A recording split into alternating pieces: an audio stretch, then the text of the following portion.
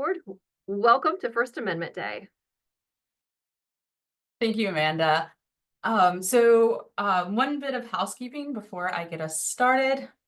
If you are a UNC student who is it not going to let me move forward? That is, who is attending today for CLE credit, if you could just take out your camera and scan the QR code on the screen, and you will be able to get credit for this. And I will bring this back up at the end of the presentation, but I'll give you just a moment to do that. In the meantime, generative artificial AI, or artificial intelligence, which is what we commonly call AI, is a growing part of life. From summarizing information to editing documents to my most common use, checking code, most of us have probably used it in some context to make part of our work easier. Newsrooms are no different, and there are many examples of how news organizations are using the technology to improve their content, enhance their reporting, or even help their bottom line. And so just a few examples. As part of the Associated Press's local news AI initiative, Michigan Radio has used generative AI to transcribe video recordings of local government meetings, which has allowed their reporters to follow local politics more closely. Local News Now uses generative AI to proofread their content and analyze it for tone and make adjustments. New Bedford Light and, as I learned last night at an event, the Texas Tribune have implemented AI-based story readers for their content. And the New Bedford Light has also been using AI to offer audio translations in 6 different languages. Grist, a nonprofit outlet covering the climate, uses generative AI as part of their fundraising efforts, which has helped them personalize a lot of their email appeals. But of course, not all uses of AI have gone as smoothly as intended. Some of us probably remember Gannett's funny local sports stories, which introduced us to great phrases like close encounters of the athletic kind or took victory away. But at least it was just awkward phrasing. That was the problem there. Sports Illustrated published articles generated by AI with bylines of writers that didn't even exist. And if I remember correctly, initially denied that they were AI generated. And I will say, if I remember correctly, because I might not be. So of course, AI is raising a number of questions about how newsrooms can best use AI without diminishing audience trust. It is also posing new legal questions about its place within journalism and society. Last year, a radio personality in Georgia filed a lawsuit against OpenAI after ChatGPT hallucinated a summary of a court case and accused him of embezzlement. Although that information was never published by a journalist, he argues that by sharing false and damaging information that anyone could have access to, OpenAI defamed him. So AI technology is changing the news industry and how we think about the industry. And to discuss this today, I am joined by Joel Luther, Associate in Research at the DeWitt Wallace Center for Media and Democracy at the Duke University Sanford School of Public Policy. Joel is leading efforts to incorporate AI into reporting for the 9th Street Journal, a local news organization that is housed within the DeWitt Wallace Center. Also, I'm reading these in alphabetical order. I meant to throw that out. Molly Muchna is project manager at Trusting News, which is on a mission to help journalists actively earn audience and community trust, including how they think strategically and ethically about using AI. Marisa Porto is Night Chair of Local News and Sustainability here at the UNC Hussman School of Journalism and Media, and her interests, like mine, are many, but hers include the use of AI by newsrooms, the business of journalism, and the sustainability of local news. And then finally, Benjamin Toff, who is Associate Professor and Director of the Minnesota Journalism Center at the University of Minnesota Hubbard School of Journalism and Mass Communication, who, among other things, is doing research into audience perceptions and concerns about AI. Thank you all for joining me today. And so at the top, I was talking about different ways that newsrooms are using AI. And I'd like to first hear a little bit from Joel about how AI can help newsrooms meet community information needs, specifically how the Ninth Street Journal is using AI. What are the kinds of topics you're able to cover, and how did the Ninth Street Journal decide how to use the technology and what to use it for? Yeah, thanks so much for having me. It's a pleasure to be here. I want to start by acknowledging that I'm not in my normal space. So today's actually my mom's birthday. So I'm visiting her. So if you hear a landline telephone ring, I don't know if you guys are familiar with landline telephones, but you might hear one ring, or a grandfather clock. So all of those things, I'm going to apologize up front if noises come through on my end. Yeah, so as Jessica mentioned, I am the editor of a product called the 10th Street Journal, which is a section of the 9th Street Journal, which is a publication devoted to covering Durham news. Traditionally, the 9th Street Journal has been college students writing news stories about Durham and then being edited by professional journalists. The idea is that we want to give students exposure to do actual journalism and get professional editing. What we've learned, and the reason that we are moving into this AI space, is that there are limitations in the kinds of stories that we would assign a student to. A lot of times there will be things that happen like a lane shift on a highway, or construction happening by the Durham Bulls ballpark, where like those things are important for students or for residents of Durham to know, but it's not the kind of story that we have the resources to send a reporter and go cover. So what we're doing with the 10th Street Journal is taking all sorts of press releases from government bodies or from nonprofit organizations throughout Durham and using generative AI to rewrite those as a form of service journalism. So we'll ingest a press release, give an AI model a prompt that says, can you write this as a news story using AI AP style? And we'll get an output that resembles a news story. It still requires human editing and intervention on our side. And it gets a lot of things wrong, and I'm sure we'll come back to that down the line. But so yeah, we're mainly focused on using AI to solve this information gap as it relates to what we would call service journalism. So things like road closures and events happening around town. Thank you for that.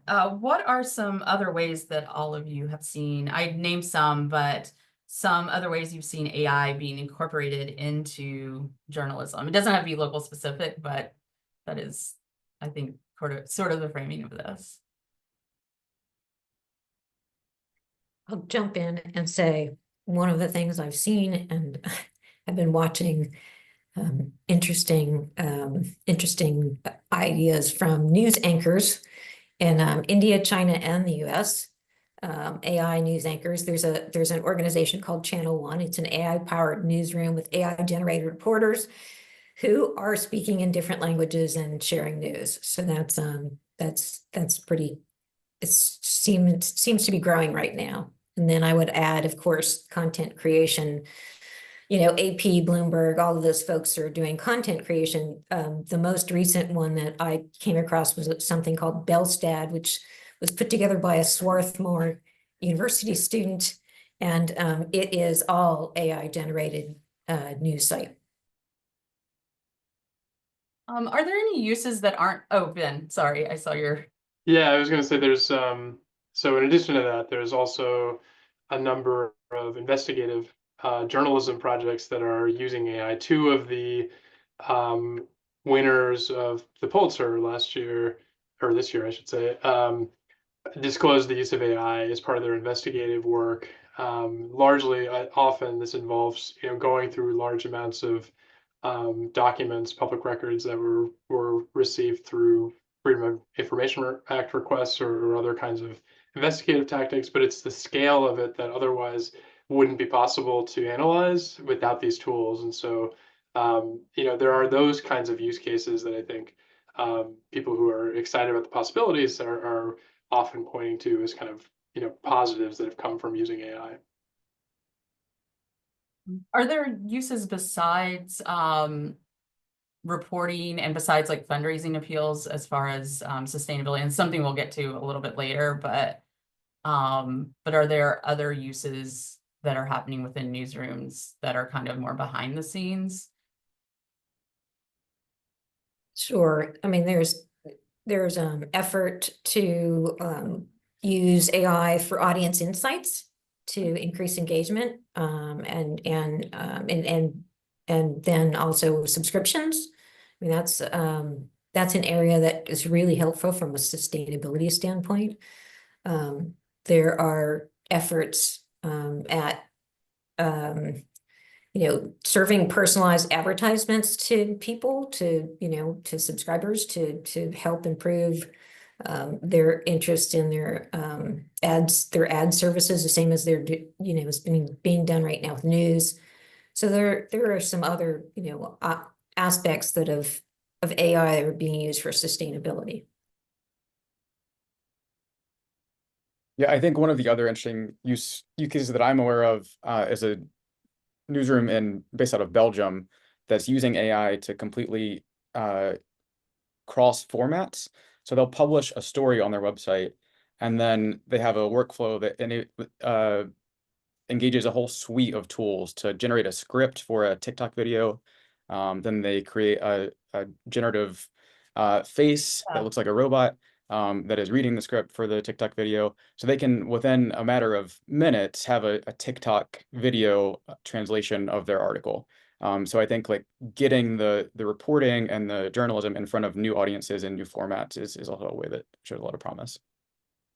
Really interesting. There are lots of different ways that AI can be used, but also lots of ways it might go wrong, as we heard at the beginning here. And we know that there is skepticism among at least some in the public and within the industry.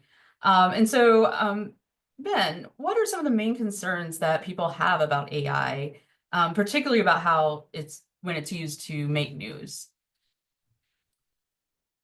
Yeah, so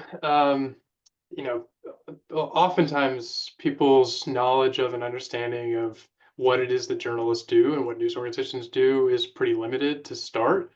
And then their understanding of what AI tools are doing is also very fuzzy. And so a lot of this is people kind of trying to fill in the gaps, and they have some of this comes from a place of skepticism and concern more broadly. There's a lot of anxiety about how AI is changing all sorts of areas of daily life. People may be seeing it in their workplaces. So in these other contexts in which they may be encountering AI, there is already some concern about what this is doing, that then they're applying to journalism. And even people who use AI a lot, they also makes them often aware of its limitations. So then it's a question of what kind of human oversight is actually being applied, how much is this replacing daily journalistic practices and editorial standards that I think people are concerned about. The other piece of this, as I mentioned before, a lot of people are very skeptical and distrusting of the motivations and agendas that they believe that journalists and news organizations may have for why certain stories are covered, why certain stories are not covered, why is it framed in this way, why do you talk to those sources. And so there's also a lot of skepticism about why AI might be used by a news organization, and whether it's simply about cost cutting and the bottom line versus the arguments that are sometimes made about how this can augment the capabilities and reporting that journalists are doing, maybe make room for more of the in-depth investigative reporting that I think journalists often like to put a lot more of a premium on. A lot of times people are pretty skeptical and cynical about whether these tools are going to do that versus just produce sort of more and more of the kind of garbage clickbaity content that they already feel a lot of frustration about seeing too much of.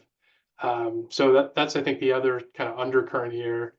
And then I think in general, and I'm sure Molly will get to this, like people ultimately what they really want is some sense of disclosure. They want transparency about how it's being used and why it's being used.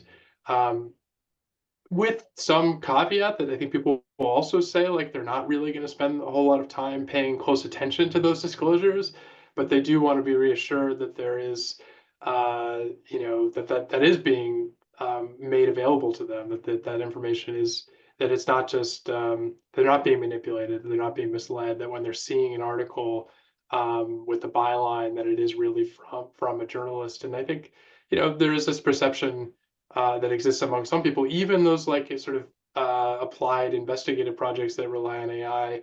There were some people that I've talked to in focus groups who will say they see that as a form of cheating, that ultimately they think it should be human journalists doing this work. And so they do kind of lump together all sort of applications of AI with this skepticism that it's sort of at cross purposes of what they think daily journalism is all about. And so, there is at this point a lot of distrust and skepticism. It remains to be seen as these tools become much more widely used, if some of these attitudes start to change over time as people get more comfortable with the technologies. But I'd say on balance, there tends to be a lot of this kind of deep-seated concern. So you mentioned, disclosure and transparency being very important. And so I was interested to learn, starting with Molly, but I think I would like to hear from everyone about what are some ways that news organizations can mitigate those concerns and get audiences to trust them when they use AI. Are disclosures enough, or is there more education sort of to do with audiences? I'm just really curious about learning more about that. Yeah, it's a great question, and one that we've been focusing on for the last few years. So not easy answers as of right now, but I'm going to piggyback off a lot of what Ben said about disclosures and transparency. I think it's important to keep in mind when we're talking about AI as journalists that so many people already assume that journalists are using AI. And like Ben said, people, one, don't understand how journalism works or how the reporting process works. And they also don't have a really fuzzy understanding of AI. And so combine that together. And of course, there's a lot of frustration and confusion and just doubt and anxiety that comes up around that. And so we've at Trusted News have been investing a lot in trying to understand audiences' perceptions and like what sort of disclosures might help lead to trust. We're big fans of transparency, and we know that when newsrooms are transparent about their processes, whether or not people really read those transparency elements or not, just having them present, we've seen in research in the past about like how a story was reported or why a story was reported, has led to increased levels of trust both in the content and in the journalism organization. And so we believe that that could be something similar with disclosures, which we'll be diving into a little bit more with Ben and his team actually doing some research in the coming months. But we did just spend the last few months doing research alongside the Online News Association and again, Ben and his team and a cohort of newsrooms to really dive in and understand, okay, like if we have disclosures, like what are the audience's perceptions around AI? What are their feelings? Like what sort of things would they want to know about how journalists are using AI? What sort of things would they want to see in a disclosure? And what we did was we took about a dozen newsrooms, including like there was some local newsrooms and national newsrooms, and they surveyed their audience. So they did an actual like Google form survey to collect responses about some questions around AI. And then they also had one-on-one interviews with some of the news consumers in their community. And overwhelmingly, what we saw was that like 94% of people wanted disclosures, which backs up a lot of the research around AI that we've already seen. But kind of our goal with this research was to dig into more of like what it was that people wanted to see with the disclosures. And so some interesting things that people really wanted to know why it was that journalists were using AI. So kind of the reasoning behind the use of AI, understanding how journalists were going to be ethical with it and accurate. So, we're big fans of pointing to an AI policy and really showing how, again, you're being ethical and fair with that. And then that human review piece was a really, really big part of that as well. People wanted to see that or know if a human looked at it, right? Or if it was just like a story that was spit out by AI and just published to the web, or if there was an editing process by a human or things were changed. Some other things you mentioned, education, that was another big piece that came up in the research, which was interesting, was that it was over 80% of people responded that they would like to have journalists and newsrooms play a role in helping educate them and educate the public on AI.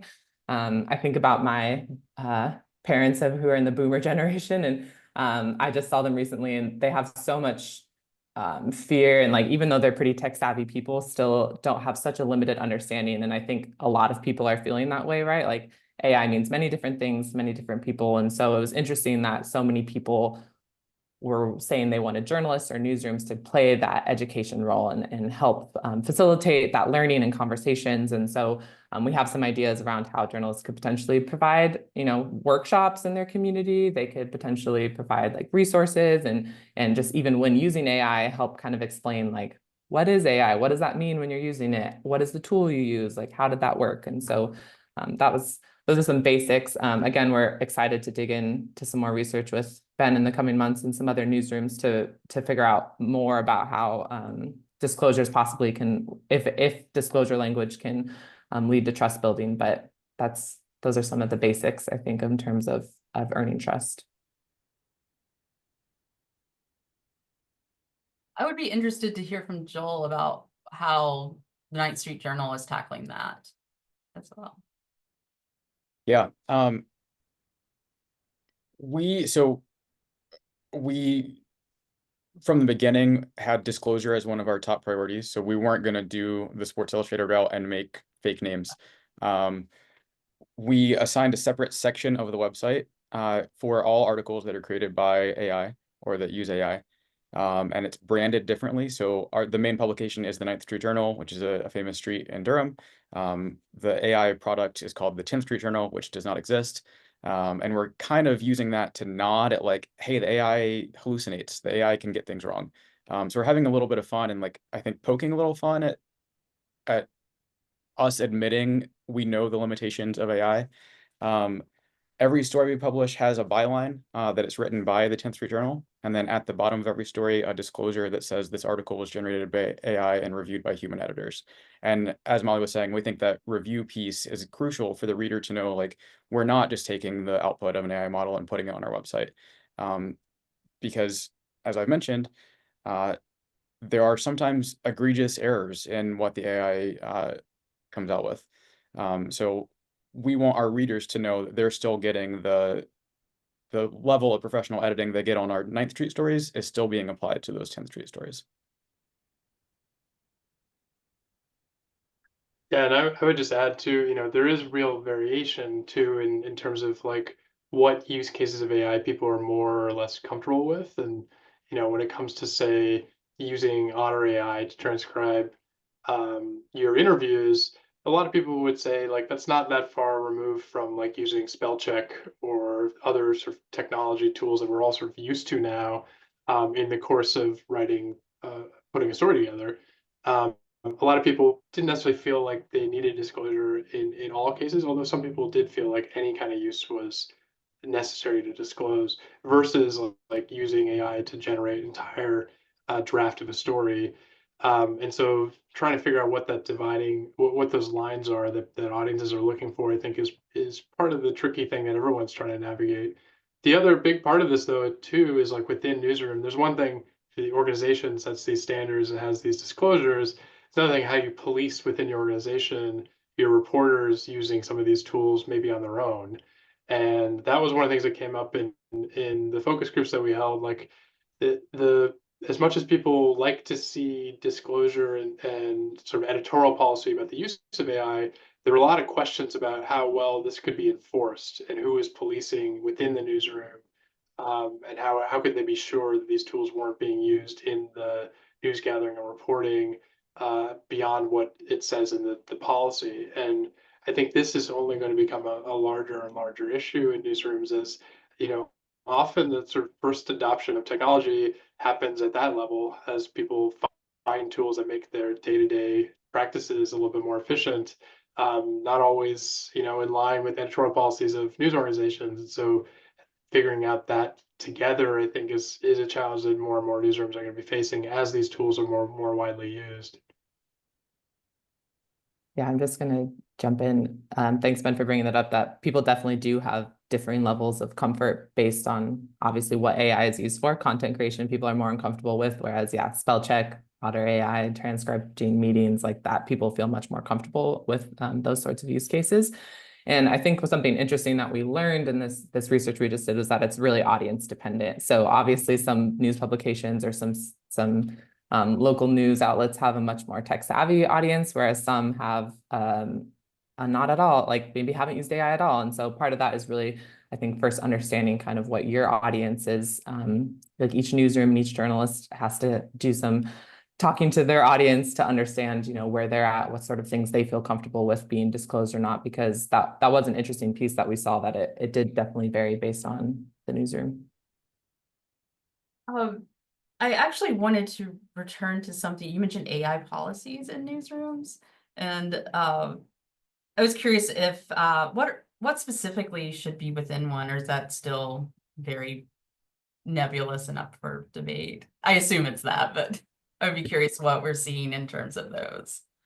Yeah, I mean, I think there's a lot of great AI policies already out there, and there's a lot of tools out there. I think Pointer has a great tool for kind of how to build and write your own AI policy, and we have some guidelines on our Trusting News website as well. But I think kind of the basics, like we don't necessarily at Trusting News recommend to people or to newsrooms like how they should and shouldn't be using AI, or what the ethics around it is. Like that's kind of up for individual news organizations and journalists to decide for themselves, but really being transparent about it and clear about, how you're going to work to be ethical. I think the privacy piece of it comes up a lot for organizations, similar to what Ben was bringing up in terms of like how staff is going to be using it in reporting process. So again, it gets back to a lot of that transparency, like what's the why of why you're using it? Like what's the mission behind using it? Is it to, create more staff capacity? Is it to be able to provide fuller coverage to your community? Getting really transparent about like which tools you use and why. And then, if you can point to like the ethics behind it, like an ethics policy. And then we always recommend having that in a standing place on your website. That can just show, invites the public to hold you accountable as a news organization and as a journalist to have those types of standing policies on your website. And then recommend like anytime you use AI in a story to link back to that, because again, like, most people aren't perusing your policies page on your website. So put it in the content where people are going to be seeing it. Thank you. So Marisa, we touched a little bit on this earlier, but I would like to know how you see AI impacting the sustainability of local news organizations. Well, I think there are a number of ways that AI will impact local news sustainability. I would say, first of all, it shifts more power to technology companies. That's already been a struggle for local news organizations. And it's going to continue to be a struggle, even more so. It will force local news organizations to rely more on tech companies. I think having local news organizations really think about how to jump into the public policy space and have some strategy around public policy and what that looks like is important, especially when you consider the copyright and licensing issues, right?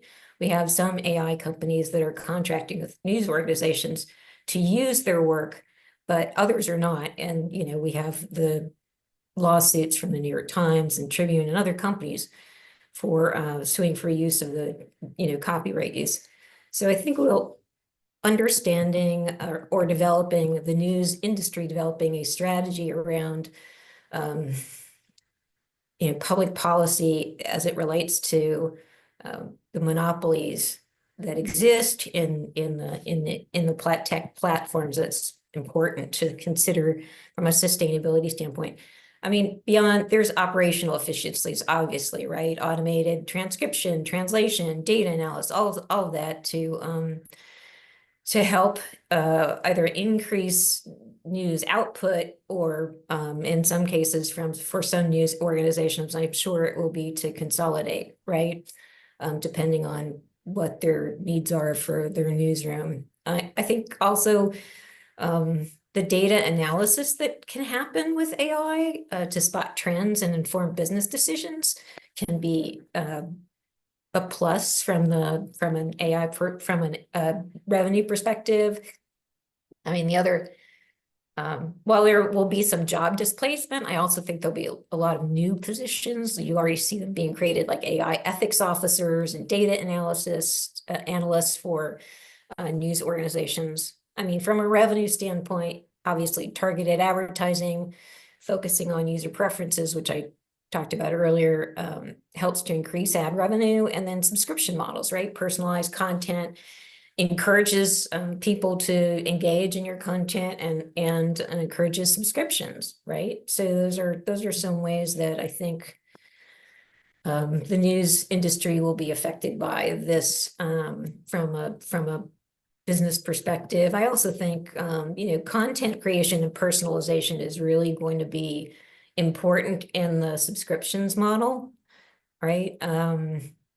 Analyzing audience preferences and it will enhance that satisfaction that people feel when they're reading news content, and that will be important as well. And then I also think, and we just touched on this before, the platforms allow content distribution in a way that we haven't had before, right? You can use original content and repurpose it for other platforms, from TikTok to Twitter, and that could help to. There's a the audience is fragmented, and that could certainly help to address the fragmented audience that the news industry is facing. Does anyone else have any thoughts on sustainability and AI? Yeah, I mean, I think there's some huge questions facing the industry as these technologies are more widely adopted. And the reality is, like, consumers are likely to be using these tools as their entry point for engaging with news in a way that really fundamentally changes their relationship with individual news organizations, or at least has the potential to. I know many are very concerned about search engine results and the degree to which there'll be any kind of linking back to the underlying journalism that's being reported by an individual outlet in a way that's going to really, really affect business models of our news organizations. I think the value of the reporting is only going to become that much more important, like the fundamental news gathering operations to uncover and confirm information. That's stuff that you can't replace with AI, but the repackaging of that information for 15 different versions of it, and for consumers who would rather, get their information through a, say, Alexa device in their home, and they just say, Alexa, like, tell me the latest on this and keep me updated. They don't care where it's coming from. And so that dynamic is really going to be challenging for the business, because ultimately the news gathering and reporting costs money. And so somebody has to pay for it. And if you can't get consumers to pay for it because they don't see the value of where that underlying reporting is coming from, it's going to have to come from the intermediaries, the platform. I mean, or it's just not going to survive. And I think that's the big picture question facing the whole industry, and why there's so much anxiety about this is the degree to which it's going to really change the way that people are engaging with that underlying journalism. Thank you. So we have a number of students, I sort of say journalists, but I'm sure we have some as well. But we have a number of students joining us today. At the top, I flashed the CLE credit QR code. And I'm just curious about what all of you think about how we approach AI in journalism education. How should it be incorporated into training and curriculums? And what do you think students need to know about AI in the newsroom and the industry?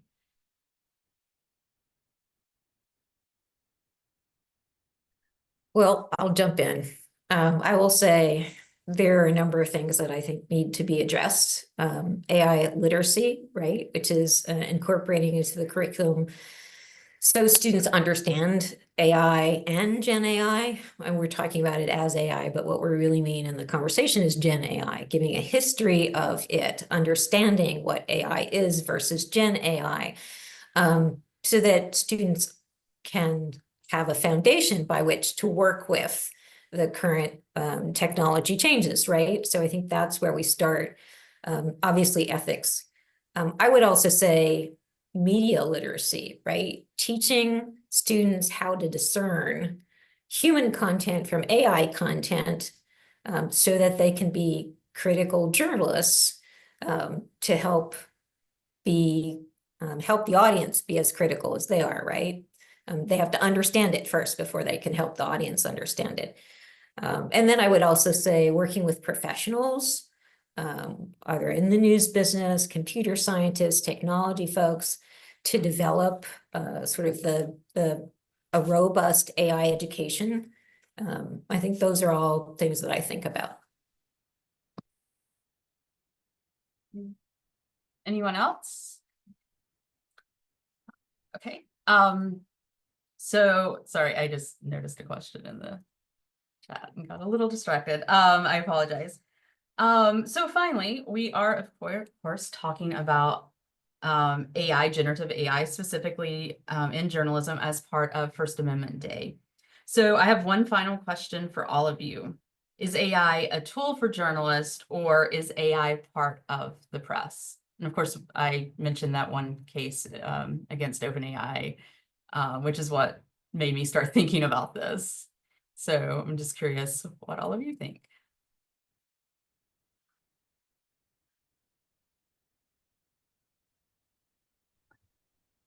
I don't have an answer exactly, but I do think the question I think is really interesting, and I think it's only going to become more and more interesting as these things evolve. But you know, one of the things that came out in the focus groups, a couple people raised this question of giving proper credit when you're using an AI tool. So much of the work that's going into, say, producing that investigation or that whether it's a translation of your story or it's writing the draft. I mean, there's the tools themselves are built upon vast amounts of other work that other people have done. And so I know there's a whole fight around copyright and giving proper financial compensation for all the information that the AI tools are trained on.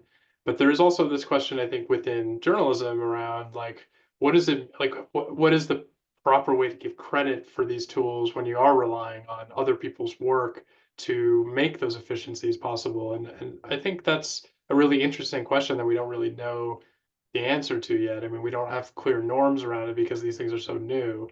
But I think that's partly where some of these First Amendment issues come into play, is when the technologies allow kind of repurposing and repackaging of information that the kind of traditional ways that we think about ownership of content is just breaking down in a different way. And I don't know how it will be resolved, but I think it's a really interesting question.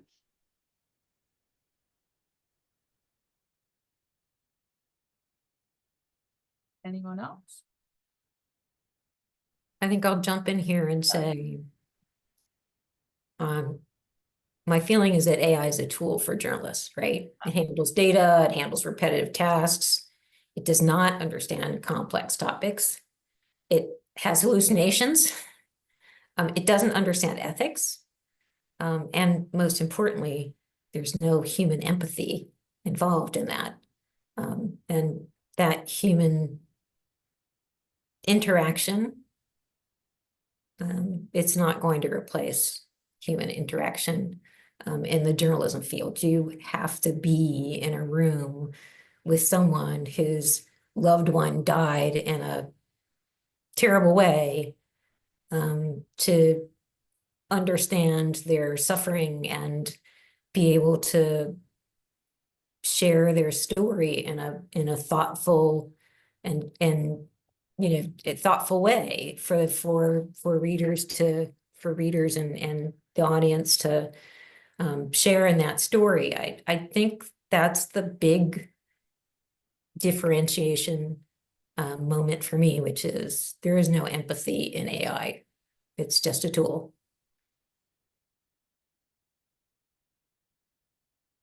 Okay, so thank you all. Those are all of my questions. It is open now for questions from the audience. We do have some in the Q&A. So 3 of them seem to be generally talking about I'm gonna try to summarize them, sort of the ethics of AI in the context of like the environmental impacts. And is that something that we should be considering within the industry? Or I feel like it's a little bit outside of the scope of this, but I was curious if that's something that maybe comes up among consumers and audiences, if they have concerns around that.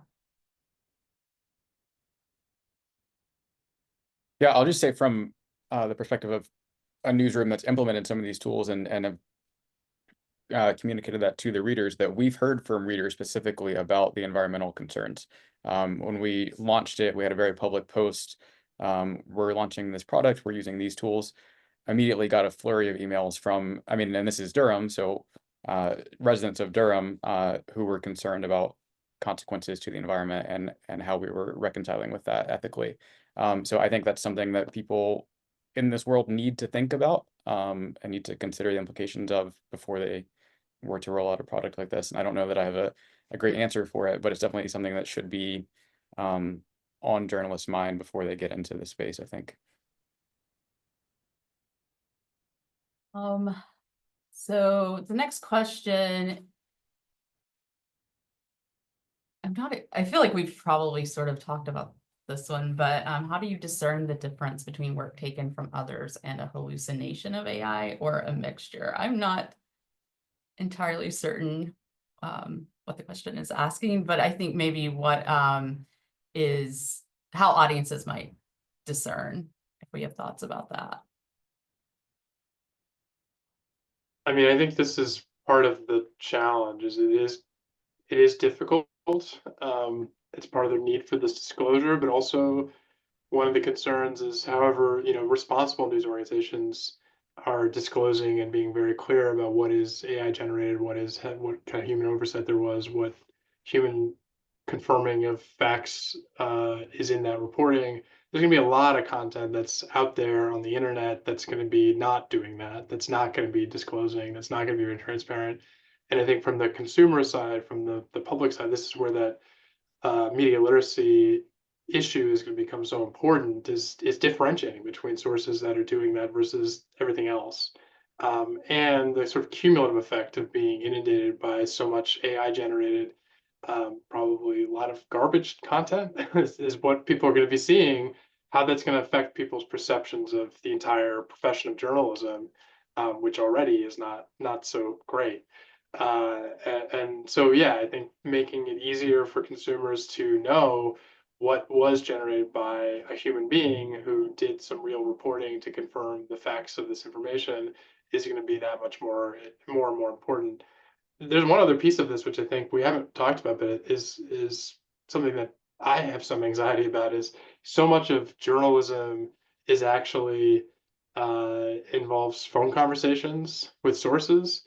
And as these tools get to be more and more advanced and have the ability to fake people's voices, authenticating who you're talking to, and this isn't just specific to journalism, but this is going to become a much bigger issue, but especially for journalists who are so dependent on those relationships with their sources that mostly they only know from the other end of a phone or a Zoom call. That's going to become easier to fake. And these authentication tools are going to be that much more important to allow for the sort of basic functioning of news gathering and reporting. I think you get to an interesting point, which is, and we've talked about this before, transparency. And I would say for news organizations, not just a list of here are principles, but a how-to. This is what we do, and this is how we do it. I mean, we've already had at least one incident that I know of a reporter, faking quotes and putting in their story and getting fired. So the audience has to understand how we are using AI, not just here are principles for using AI, but this is what we use it for. And there have to be routine audits to those, both the how we're using it, because things will change about how we're using it, but also to the principles, right? Hopefully the principles, the journalistic principles stay the same, but this is a changing technology, and what we decide to do and how we decide to do it from a principles or how-to standpoint will change tomorrow.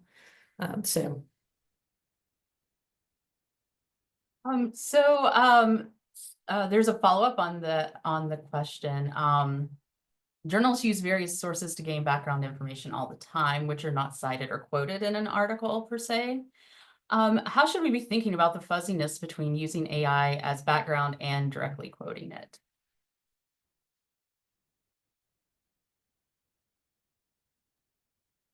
Well, I'll jump in. I think from a transparency standpoint, one, it would be awesome if journalists did share what sort of information they use for background, whether it's AI or not, just in general.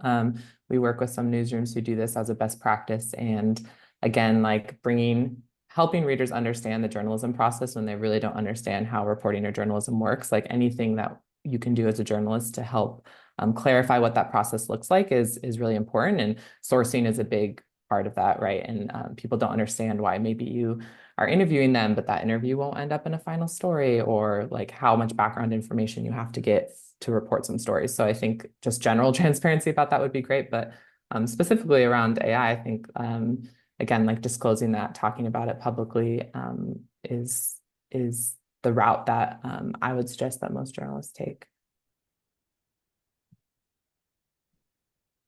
I mean, So- I think a good news organization, in my opinion, will be transparent about the decisions they make from a either business standpoint or a newsroom standpoint. And this is just another extension of that, explaining to the audience how it works and why we did what we did.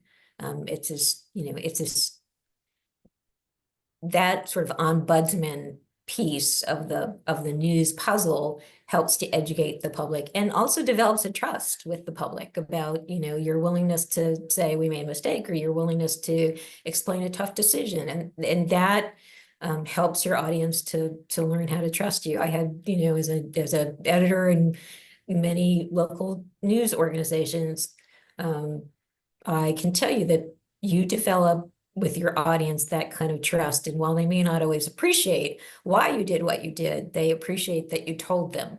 And so that's what I would say about that. Could AI be a way to fact check efficiently, or would it contribute to more misinformation in that capacity? I think Joel probably is someone who could answer this.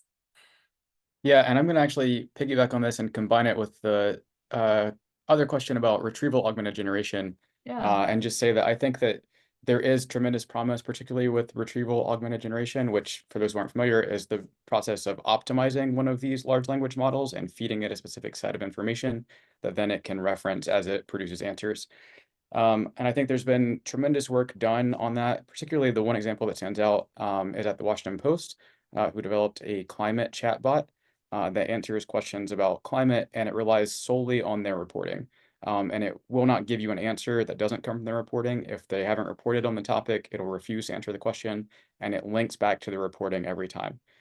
So I do think there's like tremendous potential there for quality informed journalism to help shape the way fact checking functions, the way we interact with these models.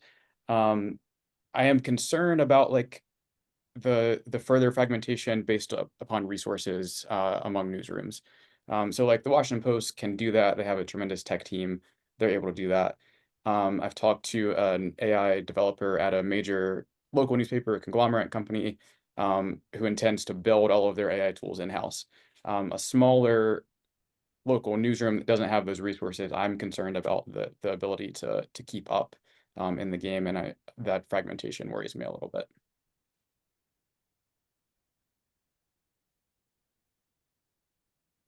So the next question, how do you suggest news organizations protect the reporting they do from AI? This is, I think, touches on some of the copyright concerns that have been mentioned earlier. Considering it would now be so easy for another media company to rip off the original content, how does it impact the revenue landscape? And I'll end it there. The next part's a comment. So. I mean, I would jump in here and say, you can stop AI from scraping your news, and news organizations have done that, and that would help in that effort. And I I think that would also help in your revenue generation. I think the Washington Post, the Washington Post example about how you're using your own content and keeping your own content is also a good way to address sort of how to keep your revenue for you, and how do you keep your content specifically, used for your news organization. I mean, I'm sure with that example, there are many ways for revenue generation by repurposing the same content that you've used or you've developed over time, right?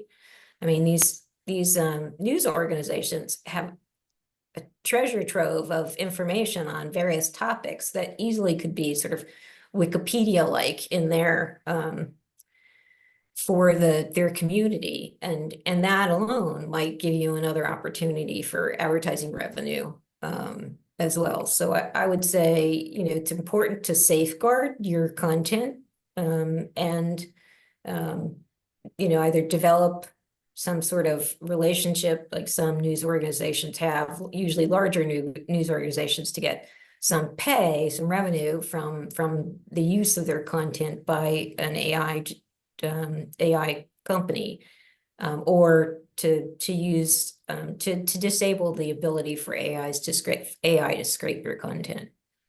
That's a place to start anyway. Yeah, I mean, it's essentially a new version of an old as in like the last few decades problem of it's already become very easy for digital news organizations to copy and paste content or slightly tweak it for their own version on their own, and then sort of try to game the SEO to make sure that they get the traffic on that story rather than the company that did the original reporting. And so it does sort of make the capabilities that much stronger to be able to do more of that.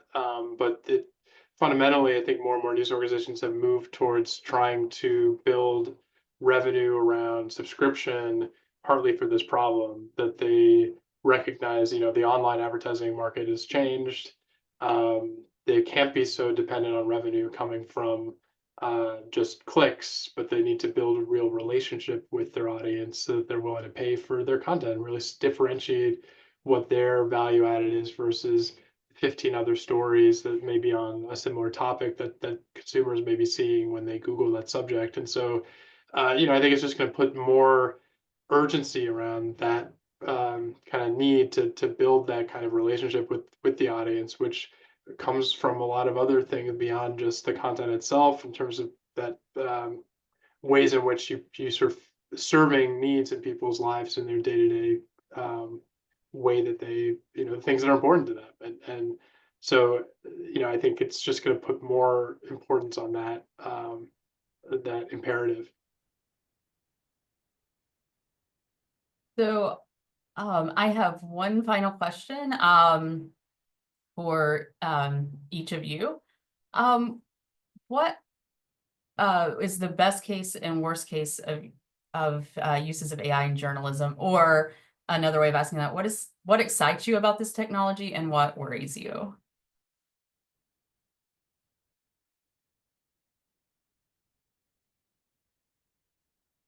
Yeah,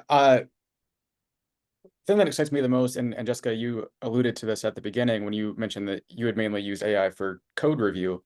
I am excited by the ability of any journalist in the country to now essentially be a data journalist.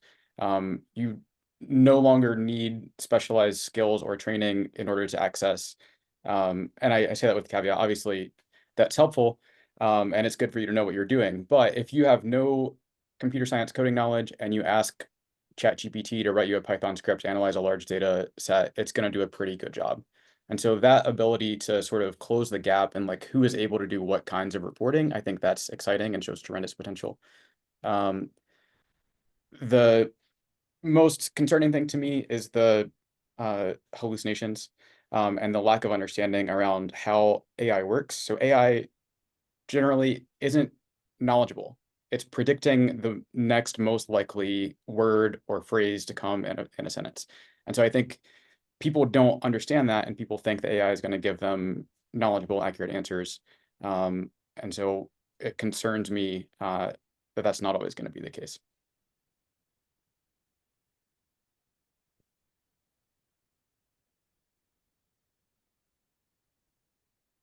I will jump in here and say, my concerns are, will it replace journalism? I think in some cases, as we talked about today, there are at least two organizations that are using it right now, many more, I'm sure, that I gave you examples of, where it's replaced the people. And that concerns me. The ethical considerations, how it's used, the principles, the trust issues, the increasing trust issues that it causes for journalism at a time when democracy is under siege. I think that concerns me a lot. Will it improve journalism? Absolutely. I think it can be used as a tool to help us as we investigate things, use large sets of data, try to improve how we storytell across platforms, all of those things that we talked about today. For me, the bottom line is that technology requires humans to drive it, and Gen AI has been launched with no guardrails. And in the absence of guardrails, someone has to step up and help develop those. And I think journalism and journalists are in the best place to do that. For me, they're both the things that are most exciting and the things that are most concerning on the audience side. I think the potential to deliver news that better meets the needs of the public. There's a lot of people, a lot of what I study is news avoidance, and there's a lot of people who feel like understanding and making sense of what's happening in news is just really hard, because a lot of it is actually not designed to serve that audience. It's meant to design, it's serving people who are hyper engaged and already know a lot about these stories. So the degree to which these tools allow for more context, more other information being provided, packaged with the news of the day, I think there's something exciting there about the possibilities. The thing that most concerning to me is like how this will fundamentally alter the people's sense of what it is that journalism is providing. And I worry that it's going to, people are going to, we're already so distant from the production of and the reporting and news gathering work that is at the core of this, that's going to be even harder to discern amidst this sort of flood of information. If people aren't going to know where it's coming from or value where it's coming from. Yeah, I'll really echo that as well, and what everyone said as well. But I think there's so much potential, right, to better serve our audiences. Like if we can increase more capacity, increase sustainability of newsrooms using AI, like those are all amazing things. And I think it will help journalism and help us evolve. But yeah, there's a lot of potential for, there's already such low trust in news. There's a lot of potential for journalists and other content creators to use AI in non-ethical ways, or to just for there to be so much more fragmented trust than there already is. And so I just hope that a lot of journalists, I think we can tend to be really fearful of new technology just in terms of our overall culture, but especially in newsrooms. And so I think the more that we can be open about the concerns that we have as newsrooms about it, how we're potentially thinking about using it, kind of do some of that learning in public alongside our audience, I think the more that we'll be able to remedy that. Well, thank you all again for joining us today for this panel. I'm going to pull up the QR code for CLE credit for UNC students again. And have a great day, everybody. I want to thank our panelists one last time for spending their time and sharing their expertise with us. This has been a fabulous discussion, and I'm very, very grateful for all of the panelists' time. And we had a really robust participation. We had more than 100 people who came in from all around the world to hear this conversation. So thank you, and happy First Amendment Day.